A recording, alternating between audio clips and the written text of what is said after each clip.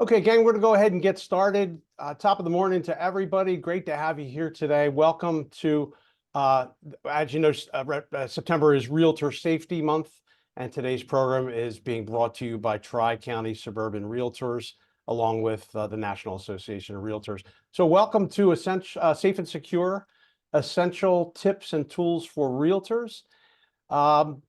As most of you probably know, in September, we're reminded of this, but really member safety for us and for the National Association of Realtors and Pennsylvania is always top priority. The Realtor Safety Program was created to improve the safety culture in our industry and to reduce the number of safety incidents I didn't introduce myself. I'll do that in a second. Sorry. By building awareness of risks that realtors face on the job, by empowering our members to be more prepared with safety protocols in place to reduce risk, and educating realtors about safety best practices and providing access to timely topics, tools, and resources. For more information, for sure, any of you can visit nar.realtor/safety. My name is Mike Carlin. I'm the Vice President of Operations here at Tri-County Suburban Realtors. Great to be with you here. It's my 38th year, I think, in the real estate business. I had a full head of hair when it started. I don't know what happened to that, but I'm glad to be with you here today. We have two terrific presenters with us today. Jason Ostrowsky is here, and Elvia Morales is here as well, and I'll introduce you to both of them shortly. Before we begin, I do want to introduce Andy Herb, who is a Tri-County member who is running for the 2025 Board of Directors.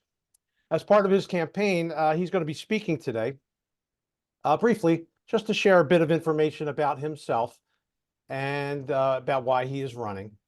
Remember that the polls are going to open today. You're going to receive an email. That we've written about this in our Tri-County Today newsletter, but you'll receive an email notification today, and it'll let you know that the polls are open. For more details about this election and about the candidates, you can visit tcsr.realtor/BOD25. You'll see that in the email that's going to be sent to you. But without further ado, folks, please welcome Andy Herb. Andy, how you doing? Good morning. Great. Good morning. Thank you, Mike. As Mike mentioned, my name is Andy Herb, and I'm running for Board of Directors. I'm an associate broker with Herb Real Estate, which is a smaller family-owned independent brokerage in Gilbertsville, which is in Northwest Montgomery County. I've been a realtor for 16 years now, and I got my broker's license about 9 years ago. This morning, I feel lucky for two reasons. One is that, as Mike mentioned, voting starts later today, so I only need you to remember my name for a few hours. I do say that jokingly. One of the reasons I'm running is I want to represent fellow realtors. I'd be happy to hear from any of you at any point.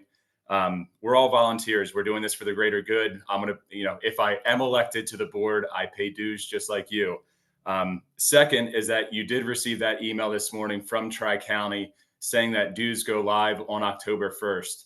I think a lot of realtors don't know what the board does, what our dues pay for. So now's your chance to kind of understand that. Forewarn is one of the big things that you're going to learn about this morning that's included in your dues. Zip forms, DocuSign, and a bunch of other stuff, training and webinars, just like what you're on now. If there's one thing I want you to remember after this morning, besides my name, is to please go and vote. There's a really shockingly low percentage of realtors who actually vote in this election. And it's your one chance to really, have a say in who represents you and helps figure these things out. As Mike mentioned, there's 11 of us running this year for 3 open spots. We all took time to go to the association office and do a quick video introducing ourselves and explain why we're running. So before you go and vote, please check out those videos. There's a lot of great fellow realtors running, and I would be happy to have your vote. So I appreciate the minute or two for letting me speak this morning, and have fun with the webinar. Great. Thanks so much, Andy. Everybody, just again, when you have the opportunity, please vote in the Board of Directors election, and we hope that you would consider Andy Herb for that position. So Andy, thanks very much, and you're welcome to stick around for the seminar or not. So depending on what you have going on. So thanks again. So I want to take this moment to introduce the first presenter for today's safety webinar. Jason Ostrowsky is a realtor, and he is the team leader of the Jason Ostrowsky team. He is a realtor with Berkshire Hathaway, Fox and Roach out of the Bluebell office. He serves as a director with the Pennsylvania Association of Realtors. He is a member of Tri-County's board of directors right now. He's a podcast host, and he comes from a real estate family, and he somehow also has time to sell real estate. So we want to get a nice warm welcome here to Jason Ostrowsky. Good morning, Jason. How you doing?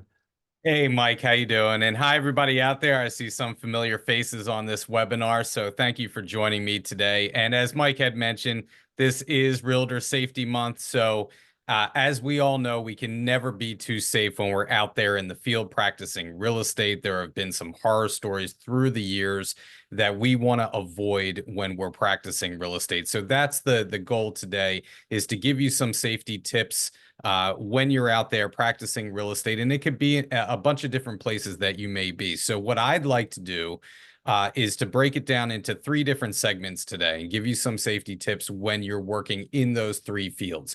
So number 1 is going to be when you're at the office. We're going to get into a little bit about some safety tips working at the office.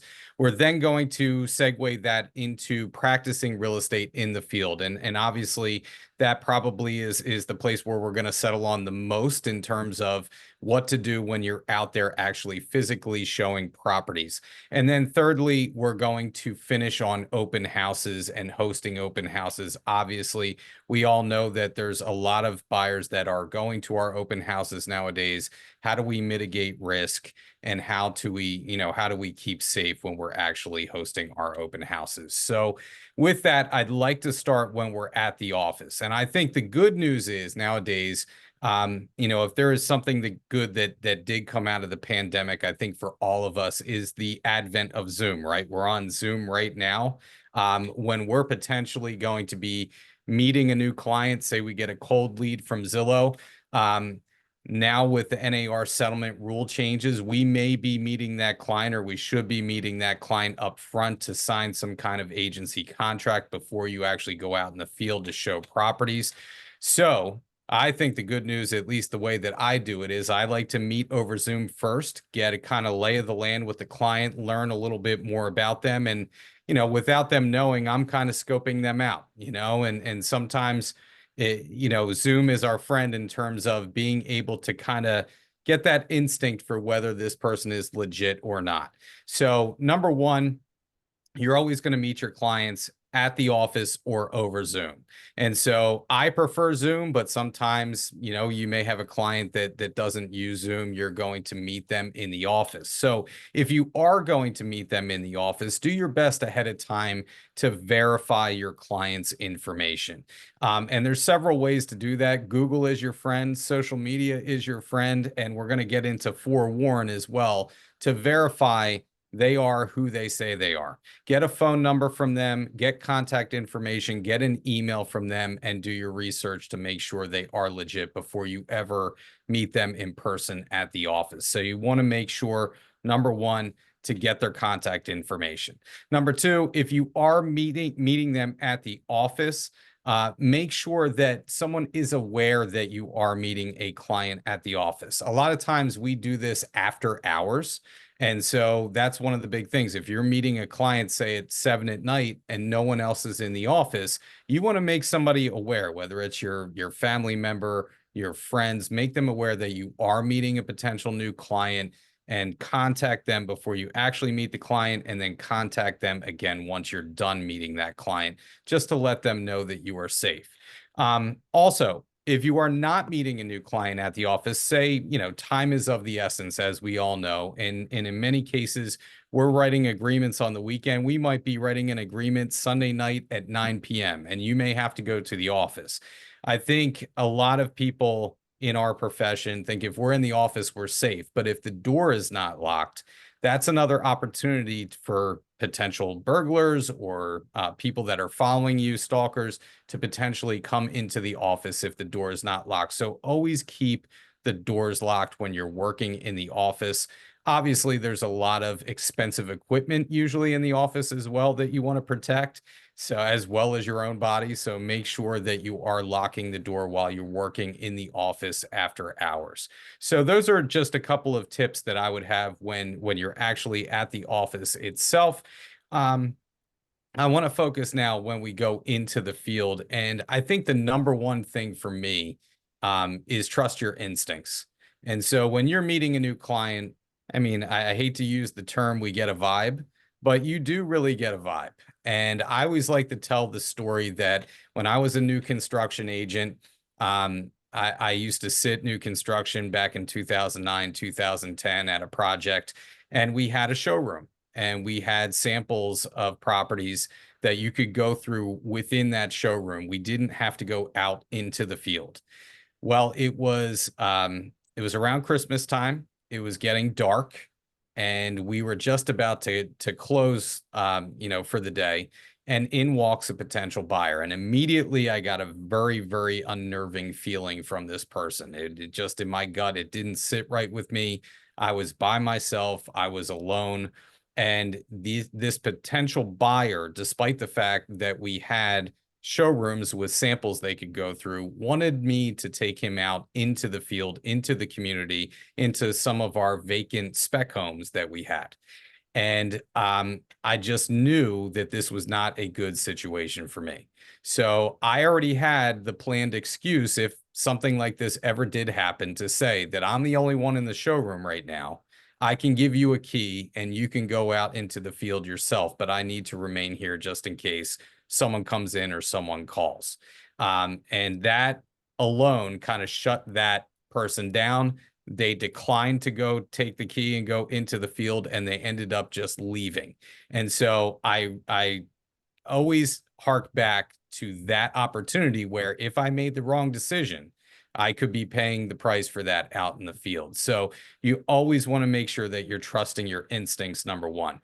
Number two, I recently had a situation where I was taking a client for the first time, new client, out into a space where there was limited Wi-Fi. We were in the backwoods in Green Lane. It was very remote. And number two, when I was opening the door for him, I always let this new client go first before me. And so I never let this client get behind me in any situation, because obviously they can surprise you and ambush you from behind. So we want to make sure to keep the client in front of us at all times as you go through a property. I think that's common sense, but a lot of us don't do that. So make sure, open the door for them. Let them go first. If you don't feel comfortable going somewhere, for example, you may not want to go into an unfinished basement with a client. You may let them go down, take a look at that basement, and try and find a convenient excuse for you not to go down there with them. So you always want to make sure that you're not going to let yourself cornered, which let yourself be cornered. So that leads me to my next point, is always have a lay of the land in terms of the floor plan of the home. If you are meeting a client out there in the field, get there a few minutes early so you can actually turn on lights, check out the floor plan, make sure that you know where the escape hatches are, quote unquote. Where are the doors in this situation? Where can I escape to? And don't let yourself be cornered in any way as you're going through the property.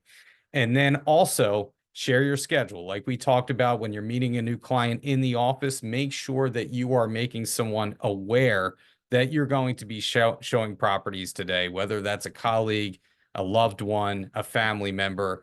Make sure that they know where you are at all times. And if you're very, very nervous about the fact that you are going to be showing a property to a potential new client that may give you, a little bit of gut instinct that maybe this isn't a good situation, you can always bring somebody with you to a showing.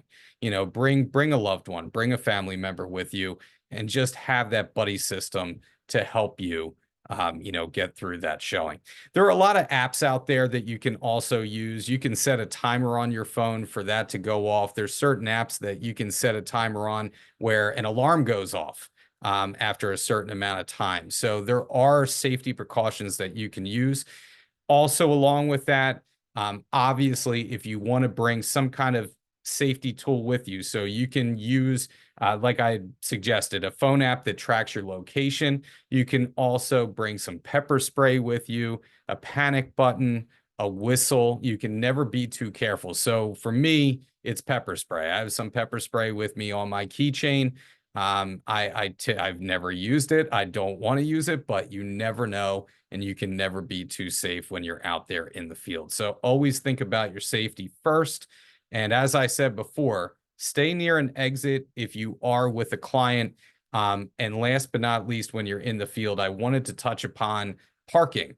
I know that seems like such a trite and trivial thing, but don't let yourself get parked in by your client. Always be aware of where you are parking. I like to park at the street a lot of times if I can, so I have easy access to my car to be able to drive away and not be boxed in and let my client move in behind me. So I'm always aware of that fact, and I like to stick to that general rule of thumb if I can. So from there, I also wanted to touch upon open houses. And open houses are, during the pandemic, there was a dearth of open houses. We weren't really doing them for several reasons. Now I see open houses are very popular again, and we're having a lot of people come out to our open houses. And so if you are at an open house and you are expecting a lot of people to be there, number one, you can use that buddy system, as I mentioned before. Bring a coworker or a colleague with you, and maybe you split up and each one of you watches a floor. So I may take the first floor as the primary listing agent. Maybe my co-listing agent takes the second floor, just to have eyes and ears on every floor, number one. And number two, it is a safety precaution. Obviously, the more realtors that are there to watch your back, the better that will be. And always, always secure your valuables and expensive belongings of your sellers. When I have my initial listing presentation meeting with my clients, we talk about open houses and we talk about the pros and cons of having one or not having one. And one of the cons that I always touch base about is your valuables and expensive belongings, and to make sure that they are either out of the home at the time of the open house, or they are locked away somewhere securely where you know that a potential buyer that's coming to an open house cannot get to those items easily.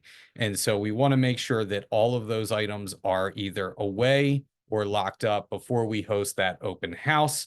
And then again, if we're hosting an open house, we always want to know, if you're hosting an open house potentially for somebody else, which does, happen, especially early in our careers. Younger agents may be sitting open houses for other agents. Team members may be hosting open houses. We want to make sure that we know the floor plan and the exit. So if you are hosting an open house, you may want to preemptively go to that property beforehand to get a lay of the land. Make sure, you should know that property anyway. If you're going to be hosting an open house, you want to know as much as possible about that open house, about that home. So go through the property beforehand, know where the exits are. Don't let yourself be cornered in that house. And as I said, it's always about safety first. And then I did want to mention, this day and age, we are all on social media. And we are social creatures as part of our jobs as realtors. We're always on social media, Facebook, Instagram, different spaces that we may be on social, TikTok for that matter. So limit your personal information. A lot of us sometimes kind of conflate our business aspect with our personal aspect online. We want to have dedicated business spaces to make sure that we're not giving out too much personal information about us, because you never know who is watching us online. I always say you can never be too careful. If you're going to put something out there for public consumption, just know that it will be consumed by somebody. So you want to make sure that you're not giving any kind of details about your address, family information, financial details about yourself, because that can always lead to fraudsters. That could always lead to somebody stalking you. And I don't think that we think about the social aspect enough when we're actually out there in the field. And then the last thing that I wanted to touch upon, and probably the most important thing, and we're going to segue into this shortly, but that is the use of forewarn. And I think as a realtor benefit with Tri-County Suburban Realtors, forewarn is absolutely positively my #1 app that I use all the time for safety reasons.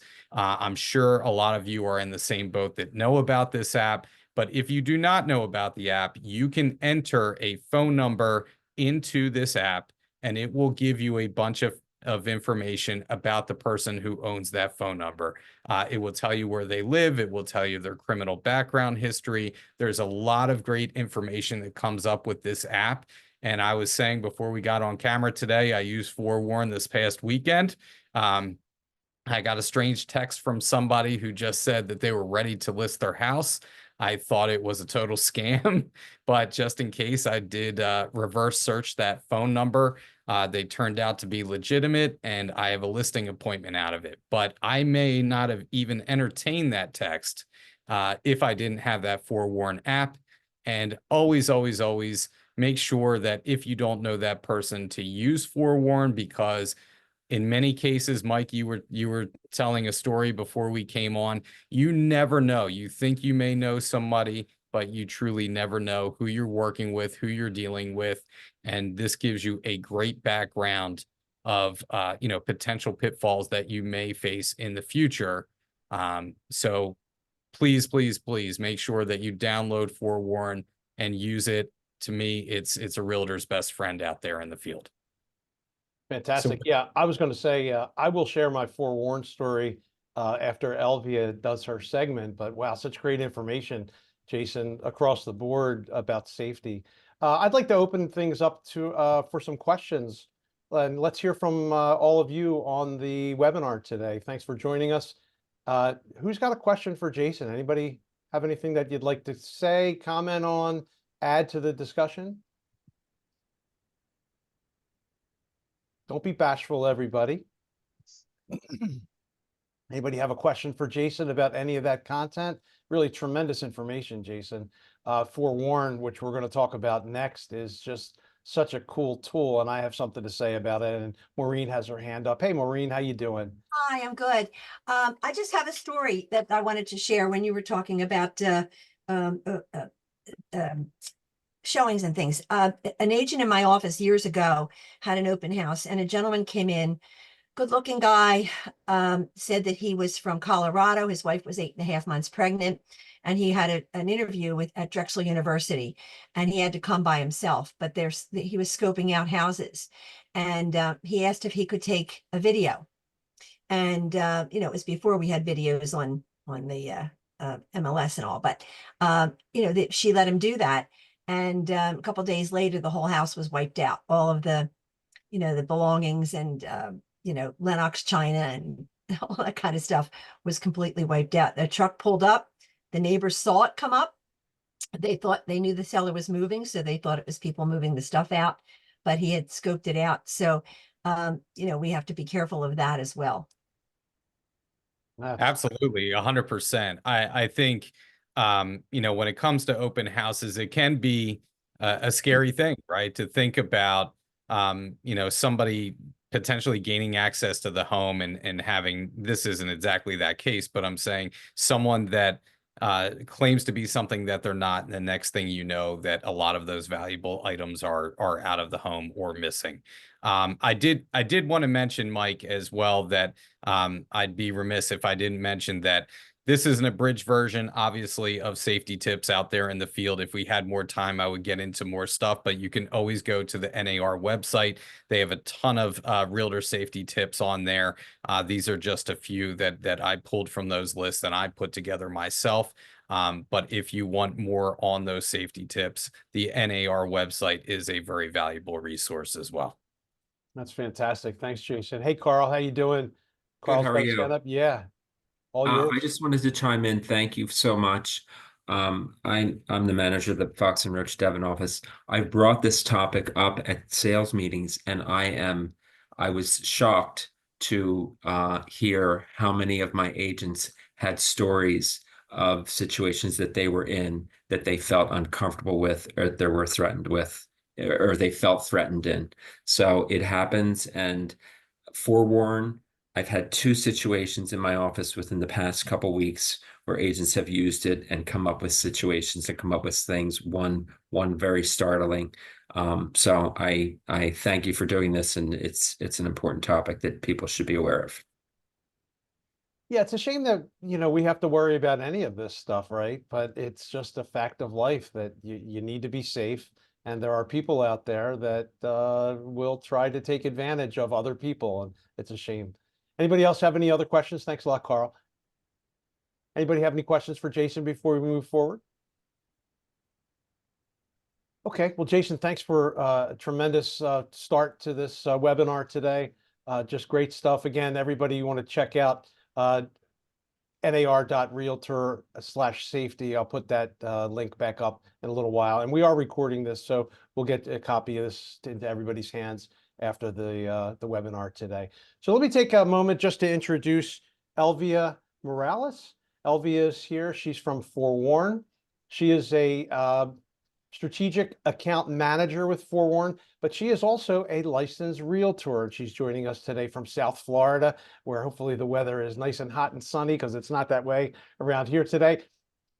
As Jason mentioned, and as you're going to hear more about now, maybe some of you know about it already, Forewarn is an application that you have access to right now because of your membership with us here at Tri-County. Now, you may not be using it yet, and hopefully all of you are going to start using it after today, but it gives you the ability to perform instant due diligence on prospects.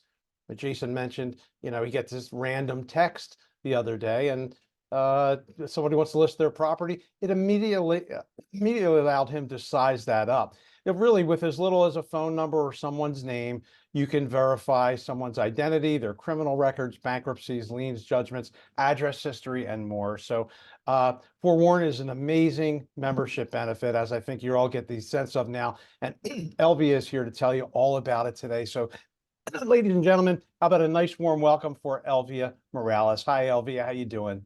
I'm well. Thank you so much for having me, Mike. And Jason, I have to say, you gave some incredible tips.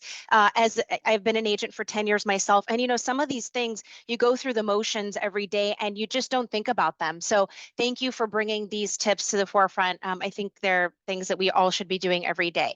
So again, I'm going to go over, for those of you that are not familiar with Forewarn or are not using it, Mike gave a great explanation summary of what it is that we do, but I'm going to go into excuse me, a little bit more detail. I'm going to go ahead and share my screen here.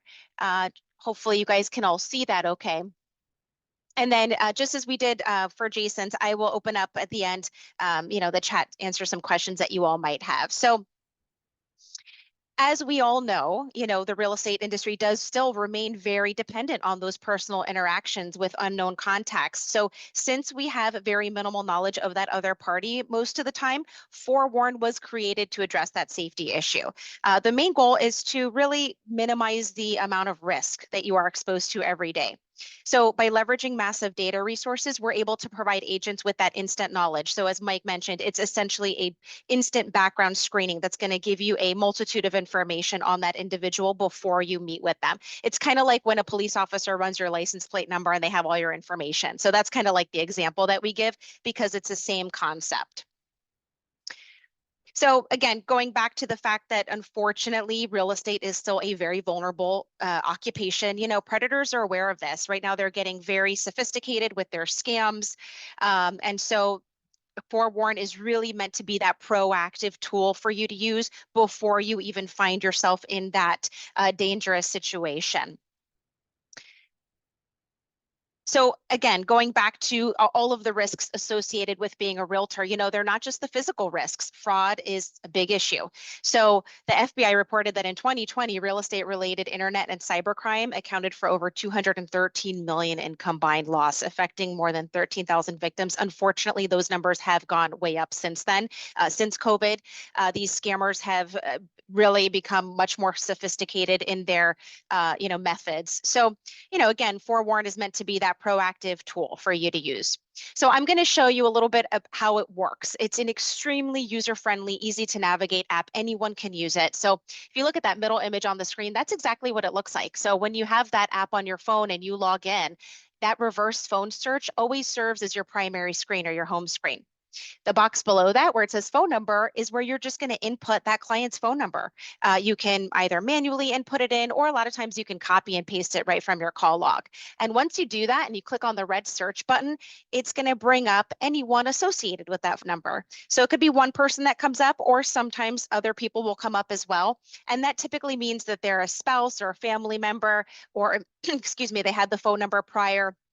In general, though, the person you're searching for will be that first profile that comes up on the list.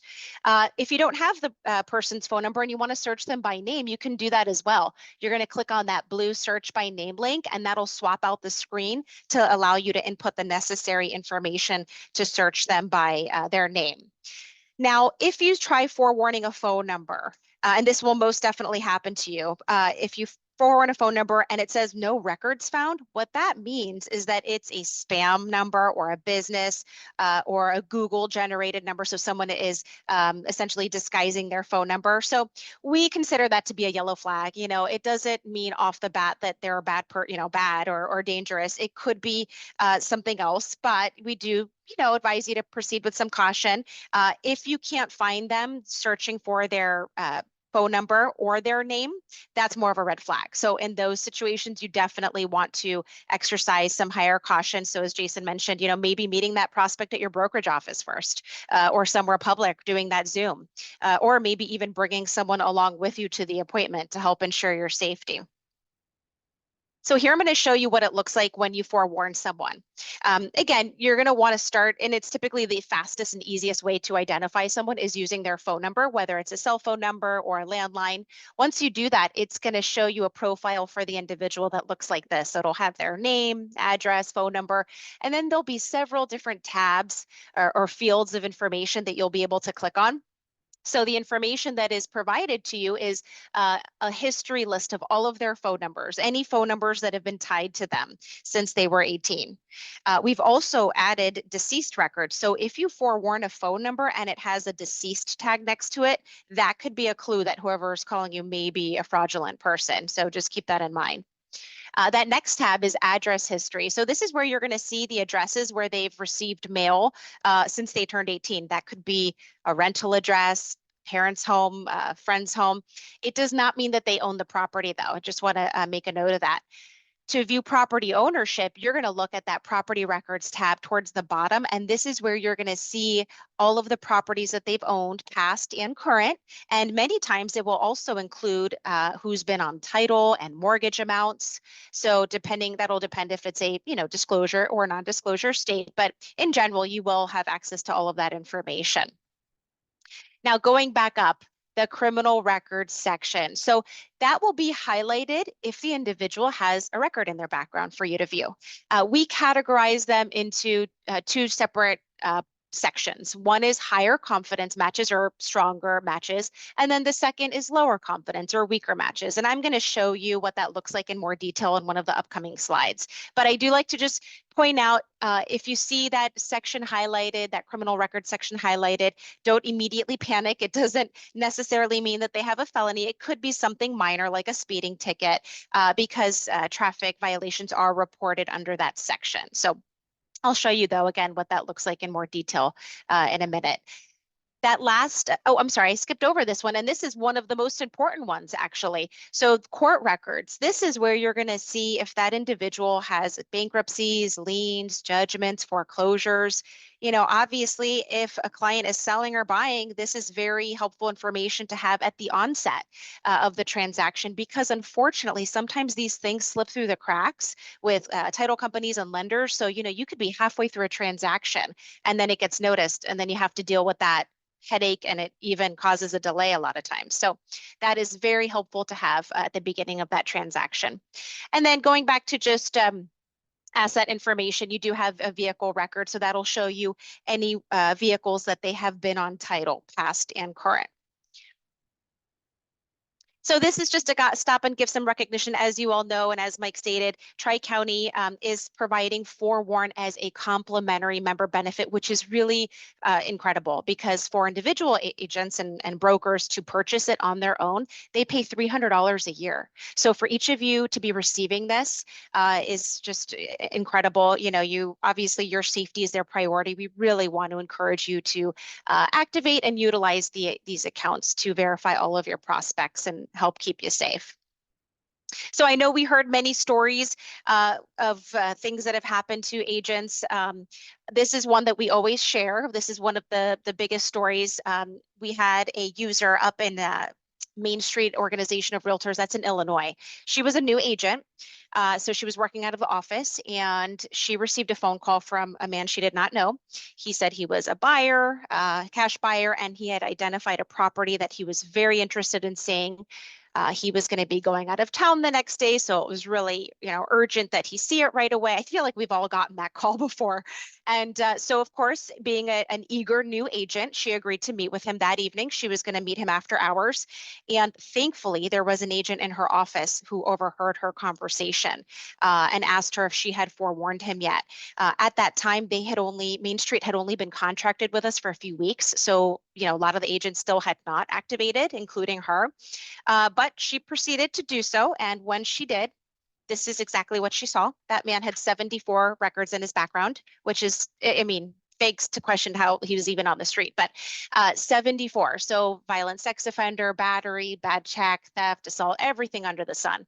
Thankfully, she was able to see that information. And of course, she did not meet with him. She proceeded to change that situation for her safety. So just to touch on that criminal record history in a little bit more detail, like I said before, when you're looking at the individual's profile, if it's highlighted, that indicates that there's a record for you to view. And when you do click on that, it's going to show you all the details. It'll look like this. So it'll show you the source, the date, the description, the disposition, any and all of the details that the public record has on that record. Something that you do want to take a look at is the match key. So this match key has data points or details, and that indicates the level of confidence. So for example, if it's fully matched up, checked off and all of them are matching up, that indicates that it is a very high confidence match. It's just, that'll be under that stronger match section because everything is matching up. Now, if there is a record under that weaker match section, you might notice that some of these are not checked off, and that helps to show where the confidence is lacking. All right. That being said, it's still, that record still pertains to someone. We just couldn't say with the same level of confidence that it's a match to the prospect, but we still like to give that information because we really feel like it, providing that extra background knowledge helps you make the best educated decision for yourself and whatever your comfort level is.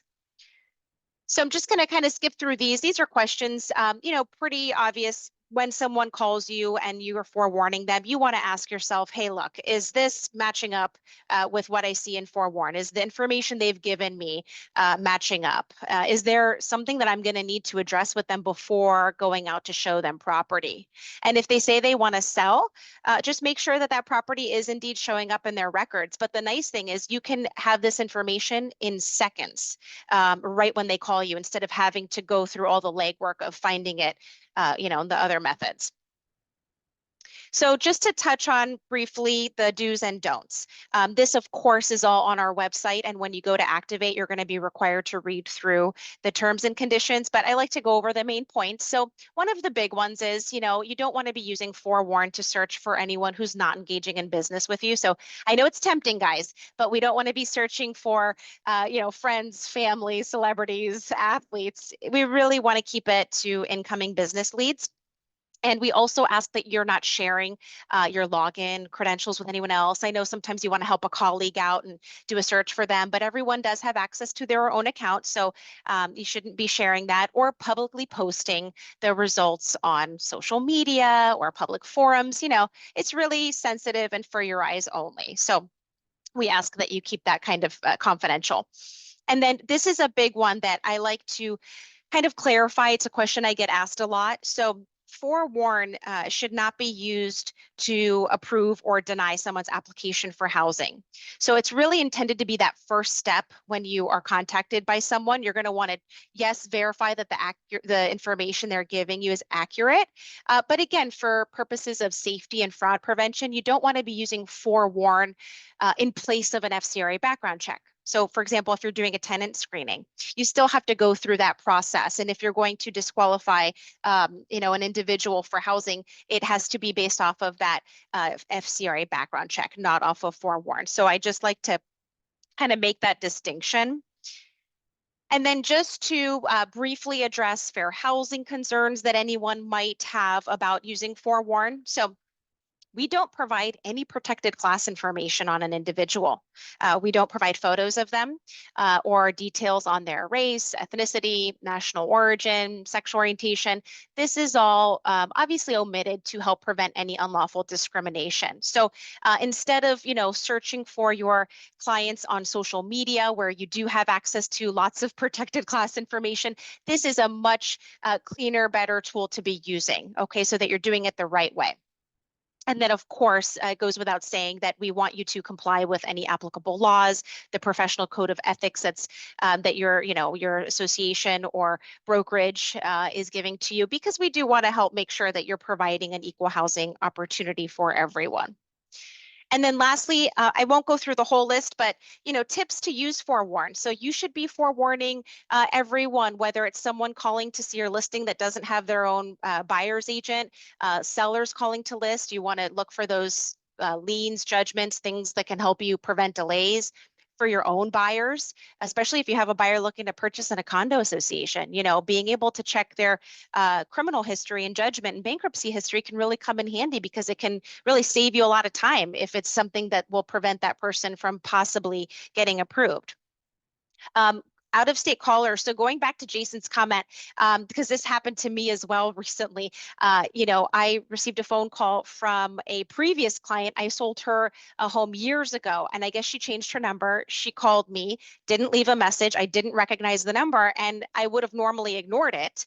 However, I forewarned it, realized it was her, and called her back. And sure enough, she wants to list, she's listing her condo. So those are other tools and ways in which you can be using forewarn. Open houses. So going back to that open house safety, you may want to bring another agent with you when you do an open house. And that way, one of you can be forewarning the sign-in sheet while the other one is doing tours, just making sure that everybody who's entering that property is safe to be entering that property. And then lastly, verifying land sales. So going back to those scammers, and we have heard of this recently with some associations up in the Northeast where scammers pose as landowners, and they attempt to illegally sell that land and make off with the proceeds. So you can forewarn them and check for those red flags or discrepancies ahead of time. So those are my tips.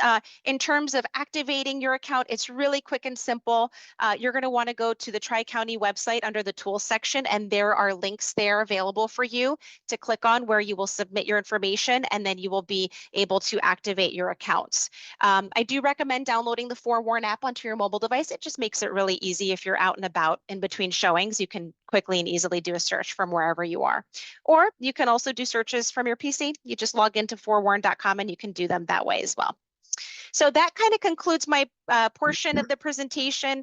I again want to thank you guys taking the time today to sit in on this. I know you guys will love using Forewarn because it really is an invaluable tool in your real estate business. Yeah, thanks so much, Elvia. It's amazing how much information is available. In terms of agent safety, there's no reason not to do the due diligence, because these tools are available to you. I do want to share my screen. I think I'm sharing now. Am I screen sharing? Yeah, I think you can see my screen here now. I'm on the Tri-County website. This is tcsr.realtor. And to sign up for Forewarn, what you'd want to do is go under the Tools and Service menu here and hover over that, and you'll see this option here for Forewarn. So you really just have to tell us that you want it. Everything that Elvia mentioned here is kind of listed here, what it is, why it's great, how to sign up. And really, if you just click here, it'll activate an email to a particular member of our staff here at Tri-County, and then we will set you up with a Forewarn account. Then you'll just have to essentially create your password, download the app, all that kind of stuff. But it's so easy to use. And if you're not using it now, you're going to want to use it. I did say that I would share a story.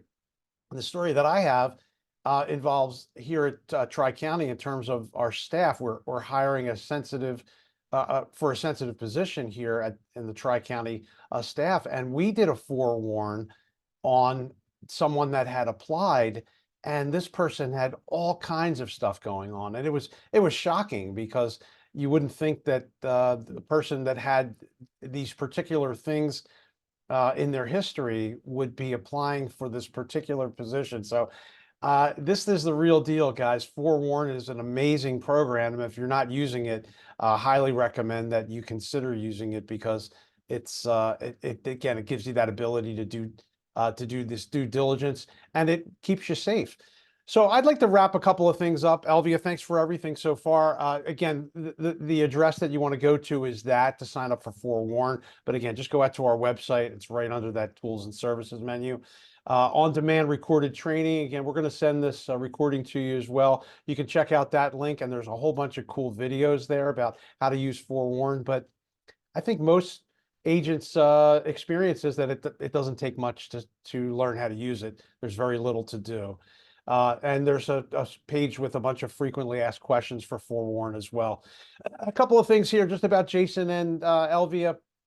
There's Jason's website. There's Jason's email address.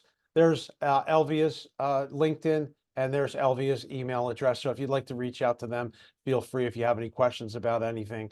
Does anybody have any questions for Elvia before we kind of wrap her segment up here and get ready to end this the webinar? Does anybody have a story to share about Forewarn? I think everyone got the information that they're here for, and that's good. So we want to say thank you to everybody for being part of this safety webinar here. On behalf of Tri-County, we appreciate all of you being members of our association, and we want you to stay safe out there. So thanks again for joining us today, and I hope you have a great day. Thanks, everyone.